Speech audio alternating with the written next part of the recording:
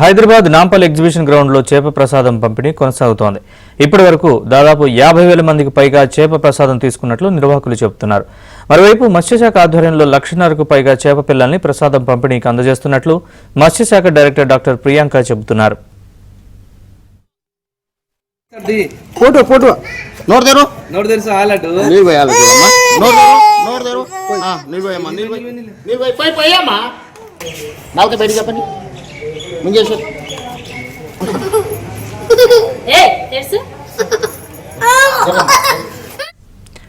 చేప ప్రసాదం పంపిణీకి సంబంధించి మరింత సమాచారాన్ని మా ప్రతినిధి నుమాన్ అందిస్తారు.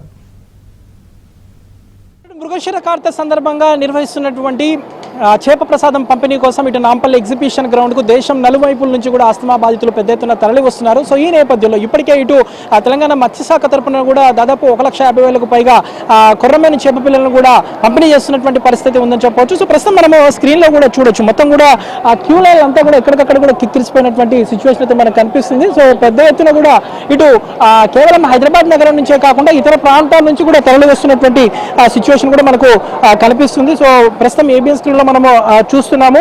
మొత్తం కూడా ఏదైతే దాదాపు 23 కౌంటర్లను ఏర్పాటు చేశారు. కౌంటర్లలో ఎటు చూసుకున్నా కూడా విపరీతమైనటువంటి రద్దీ కూడా మనకు కనిపిస్తుందని చెప్పొచ్చు. సో ప్రస్తుతం మనము ఏబిఎన్ స్క్రీన్లో చూడొచ్చు, ఏదైతే మత్స్యశాఖ తరఫున కూడా మొత్తం కూడా కొర్రమైన చేప పిల్లలను కూడా ఇప్పటికే ఇటు తెలంగాణ రాష్ట్ర ప్రభుత్వం తరఫున పంపిణీ చేస్తున్నారు. ఆస్తమా బాధితుల కోసమే దాదాపు 177 సంవత్సరాలుగా ఏదైతే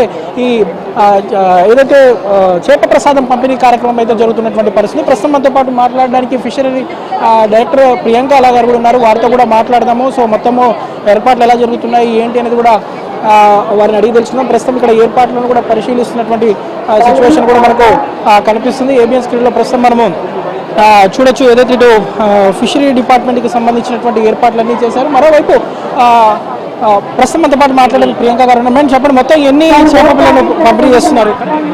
సో ఈరోజు ఈ ఫిష్ ప్రసాదం ప్రోగ్రాంలో ఆల్మోస్ట్ 1.5 lakh అయితే మేము తెప్పించడం జరిగింది. ఇప్పుడు వరకు అబౌట్ 30,000 టోకన్స్ అయితే ఇష్యూ చేయడం జరిగింది.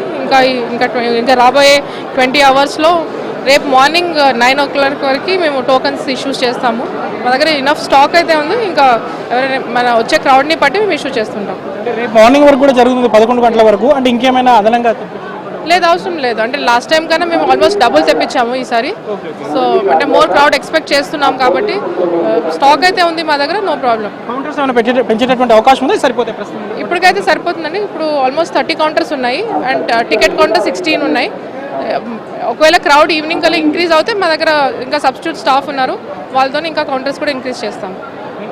చూడొచ్చు, అంటే ఏదైతే రద్దీని బట్టి మరిన్ని కౌంటర్లను కూడా పెంచుతామంటే కూడా ఇప్పటికే ఇటు ఫిషరీ డిపార్ట్మెంట్ సంబంధించినటువంటి డైరెక్టర్ ప్రియాంక అలా చెప్తున్నారు. మొత్తానికైతే ఇటు ఆస్తమా బాధితులు అయితే పెద్ద ఎత్తున తరలి వస్తున్నారు. కేవలం ఇటు తెలంగాణ రాష్ట్రం నుంచే కాకుండా ఇతర ప్రాంతాల నుంచి కూడా వస్తున్నటువంటి వారి సంఖ్యతో మొత్తం కూడా ఎక్కడికక్కడ కూడా కిక్కిరిసిపోయినటువంటి సిచ్యువేషన్ ఉంది. ఛత్తీస్గఢ్, ఢిల్లీ, గుజరాత్, మధ్యప్రదేశ్, యూపీ, హర్యానా, చండీగఢ్, దాంతోపాటు ఏదైతే బీహార్ రాష్ట్రాల నుంచి కూడా పెద్ద ఎత్తున ఇటు ఆస్తమా బాధితులు తరలి వస్తున్నటువంటి పరిస్థితి. సో ఈ నేపథ్యంలో బతిన కుటుంబ సభ్యులు కూడా వారు ఎలాంటి అంటే ఈ చేప మందు తీసుకున్నటువంటి సమయంలో ఎలాంటి ఆహార నియమ నిబంధనలు పాటించాలి ఏంటి అనేది కూడా వారికి ముందుగానే సూచిస్తున్నటువంటి సిచ్యువేషన్ అయితే మనకు కనిపిస్తుంది. మొత్తానికైతే ఇటు దాదాపు 177 సంవత్సరాలుగా చేపడుతున్నటువంటి బతిన కుటుంబ సభ్యులు అందజేస్తున్నటువంటి ఆస్తమా బాధితులకు చేపడుతున్నటువంటి ఈ చేప ప్రసాదం పంపిణీ కార్యక్రమం అయితే కొనసాగుతుంది. రేపు ఉదయం 11 గంటల వరకు ఇటు నాంపల్లి ఎగ్జిబిషన్ గ్రౌండ్ లో ఈ కార్యక్రమం అయితే కొనసాగుతున్నటువంటి పరిస్థితి మనకు కనిపిస్తుంది చెప్పొచ్చు. వీడియో జర్నలిస్ట్ శ్యామ్తో నుమాన్, ఏబిఎన్ ఆంధ్రజ్యోతి, నాంపల్లి ఎగ్జిబిషన్.